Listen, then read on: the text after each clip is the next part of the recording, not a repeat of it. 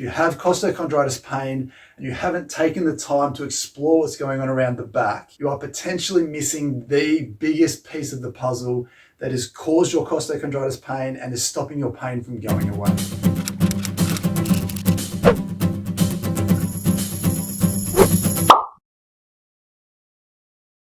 G'day and welcome back to the channel.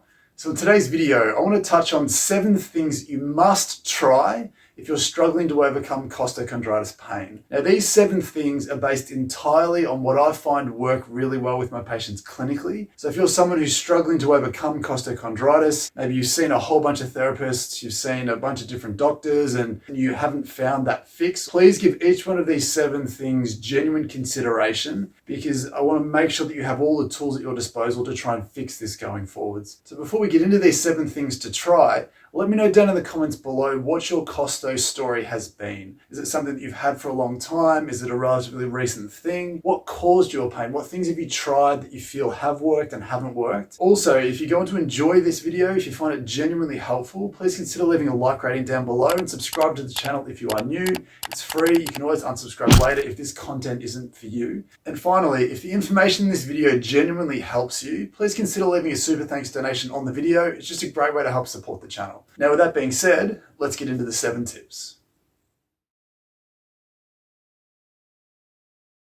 So the first thing that you must do if you're struggling to overcome costochondritis pain is you've got to hang in there. Now that may seem overly simplistic, but for anyone who's been dealing with costochondritis, you'll know very clearly that mentally it can be a very draining, a very frustrating, a very taxing experience for a number of reasons. And the main ones tend to be that you can see a number of different health professionals, physios included, and they can tell you all these different things and give you all these magical remedies and all the confidence in the world that this is going to fix you. But if it ultimately doesn't fix you, you're left very frustrated and beginning to think that, is this going to get better at all? Now, it's really important to reinforce that the resting state, the natural state of the human body, is pain-free. It's strong, it's supple, it's happy, and it's healthy. So if you are not any of those things, let alone one of those things, it has to be a genuine, tangible, objective set of circumstances that's dragged you down to the point that you're at. And the reason why it hasn't gotten better isn't because it's not going to get better. It's because you haven't necessarily addressed the underlying causes of that dysfunction. And again, that's probably a poor reflection on us as a medical industry and our perspective and the treatments that we give you for costochondritis. So when going forwards, it's really important to keep strong mentally, to keep this idea in the back of your head. You are going to get better at some point if you change the things that are dragging you down into this hole in the first place.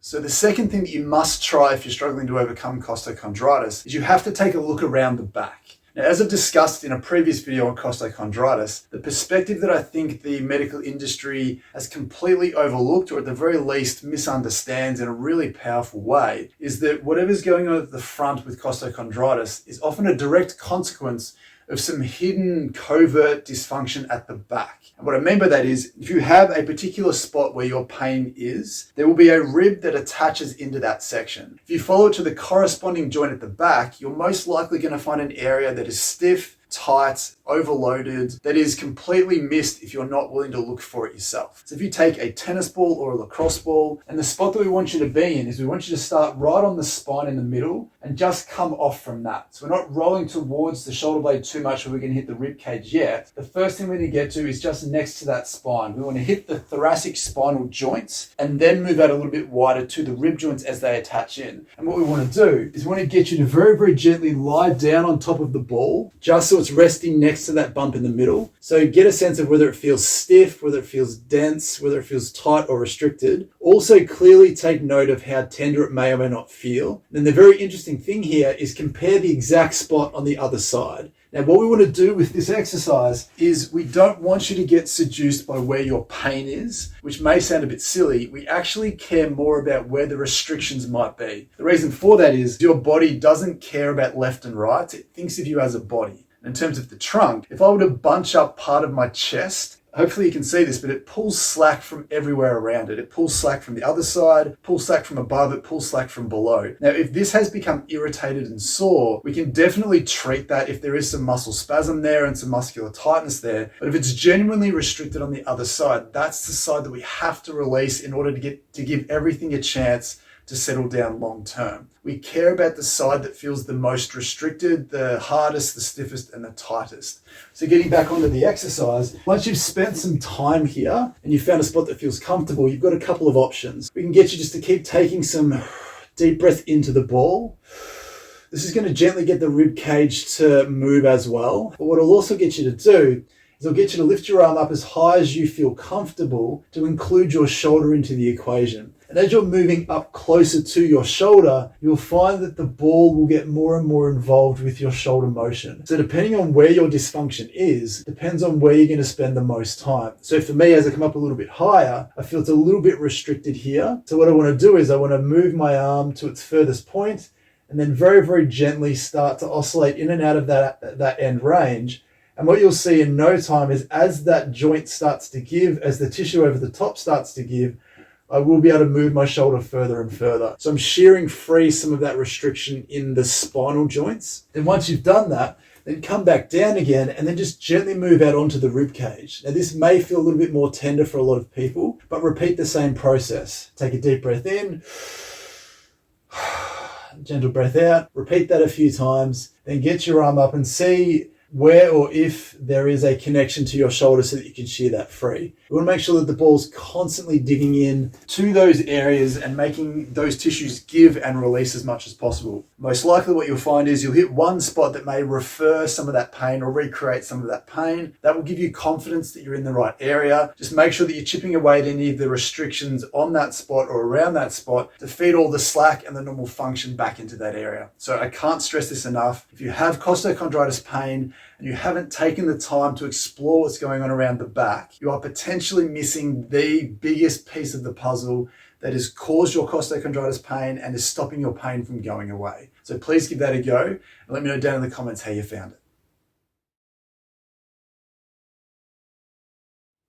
So the third thing to try revolves around deep breathing. Now, the reason for this is that any painful experience has a nervous system component attached to it. And the reason for that is pain is your brain and nervous system's perception of threat. So if you are someone who leads a very stressful life, you've had a lot of past trauma, whether that be on the really nasty side in terms of maybe sexual or physical abuse, mental abuse, or whether you're going through some really rough times at the moment, whether it be financial stress, relationship stress, religious stress, cultural stress, COVID stress, work stress, whatever it may be, your brain and nervous system can get very quickly stuck in this perception of constant threat, which can feed into your pain experience and give it a harder time to decrease and go away. And on top of that, costochondritis is essentially a dysfunction of your thoracic area, and your thoracic spine and rib cage is your body's protective suit of armor for a lot of your vital organs. So if there is a kink or a chink in that armor, your body can very easily create this intense pain experience to make sure that you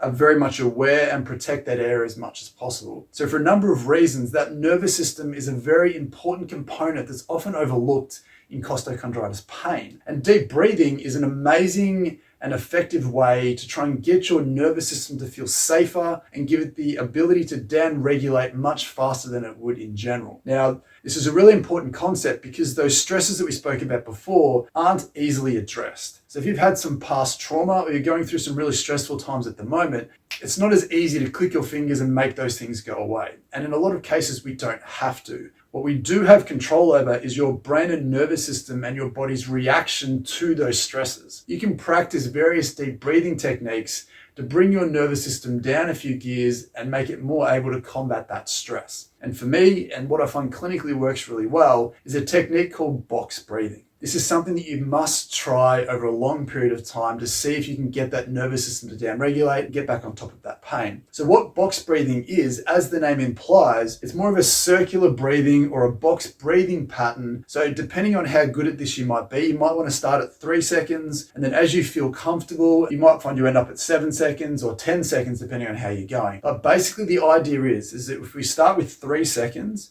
we do a 3-second inhale, We pause at the top for 3 seconds. And then we exhale for 3 seconds. And then we pause at the bottom for 3 seconds.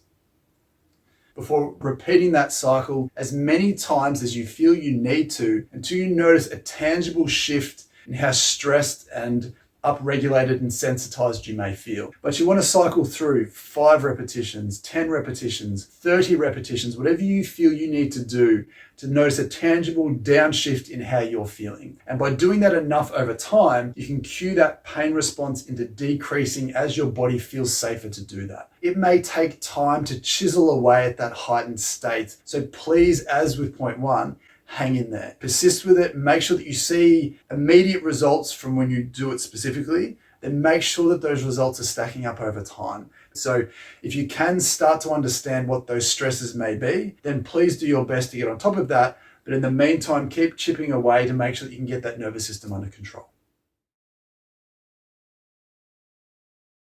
So the 4th thing to try if you're struggling to overcome that costochondritis pain is to start to strengthen the muscles around the back. Now, as we spoke about previously, we need to appreciate that a lot of the costochondritis symptoms at the front are created as a consequence of some dysfunction often hidden around the back. So one of the things that we want to do while we're de-stiffening those joints around the back is we want to make sure that we're adding some strength to the tissue there to help support better function. And not only does strengthening the tissue around the back add more strength to your scapular muscles and your upper back muscles, but by using those muscles, it does help decrease the amount of restriction in the tissue and the amount of stiffness in the joints. So a good way to do this is you can use a TheraBand, you can use cables, you can use any resistance bands that you have lying around at home. So what we want to do here is we want to make sure that we're up nice and tall and we're pulling the band back towards us. And what the focus is in this exercise is trying to squeeze those shoulder blades back as much as possible without letting our chest poke forwards. So we want to make sure that our chest and our trunk stays neutral and we're just trying to wrap our shoulder blades around our upper back. So we want to do enough of these repetitions to fatigue the tissue in that upper back. So if you're going just for strength, we might want to look at doing maybe 8 to 12 reps at a resistance that you feel is going to fatigue you without challenging your technique too much. If we want to go for endurance, we can slacken off the resistance, go more so for 15 to 20 reps. Again, making sure that you feel genuine fatigue by the end of it. So the 5th thing that you need to do if you're struggling to overcome this costochondritis pain is you've got to do some effective chest stretches. Now this one probably seems the most obvious, but the issue that I have with traditional stretching is a lot of it doesn't work. So if you've been doing a lot of chest muscle stretches, some pec stretches, just make sure that you're doing this particular type of stretching to get those instant results, that instant release of the musculature that you deserve to get when doing exercises. So what we want to get you to do here is we want to get you to come up against a wall or a door frame. Now you've got some wiggle room here as to how you do this, but for me, I find starting with your elbow bent and lifted up a little bit, being up nice and tall in a good posture, we want to get you to gently rotate your body away, go looking for some tightness through your chest. Be very respectful of any symptoms that you may have, but twist away until you feel some tightness in here. Now you can play around with where exactly you feel you need to be to get that muscular tightness that's specific to you. But the key that I want you to do with this exercise is holding this exercise doesn't work. It doesn't give you long-term change that we want. It doesn't give you the short-term change that you want either. What you have to do instead is once you've found a position that feels tight and respectful to your symptoms, we need to tense up that tightness. So we need to either get you to just gently squeeze your chest muscle, tense that up, or push your arm or forearm or hand back into the surface that you're resting on so that that tightness engages. Now what this does, this contract relax stretching or this PNF, proprioceptive neuromuscular facilitative exercise does, is it engages your brain and nervous system and that neuromuscular bundle. So when you gently tense it, so when you tense it and then relax it, that tissue then relaxes along with it. And then what you'll find is you'll now have a little bit more slack in the system. Do the same thing again, give it a good squeeze, hold that for a few seconds. Then when you relax, you should find that you can go further again. And then essentially what you should find is that you start to feel a lot looser, hopefully a little bit less tender, and you're that one step closer to getting to where you need to be going forwards.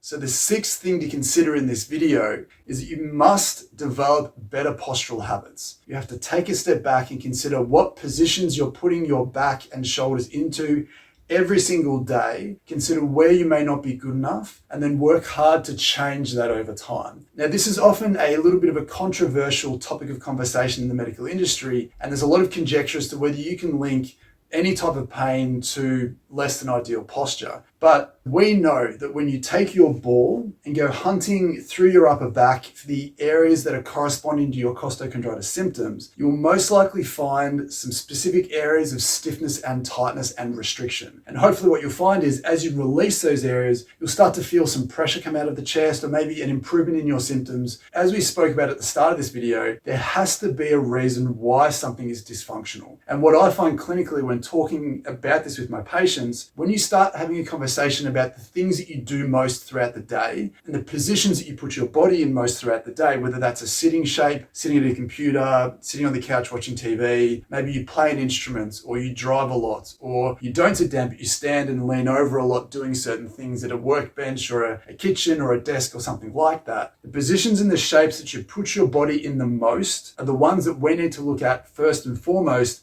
and analyze the shapes that you're in while you're doing that. If you know that there's an irritated spot here, or a spot that's important that relates here, it's very likely that you're putting yourself into a position where you're overloading that area based on the shapes and postures that you are getting into. So while it's hard to mount a case that less than perfect postures will equal pain, because there is no linear connection there, because some people have terrible posture and tissue doesn't become painful based on genetics and tissue robustness and quality of exercise and diet, nutrition and sleep, for example. But we can very clearly link the poor shapes that you're in to areas that become stiff, tight, and overloaded to areas that then correlate to symptomatic improvement. We can start at the front, connect it to the back by relieving those symptoms, and we can connect the dysfunctional area to the positions that you get into day to day. So it makes sense that if you continue to get into those bad positions, it's really hard to get through this as quickly and efficiently as possible.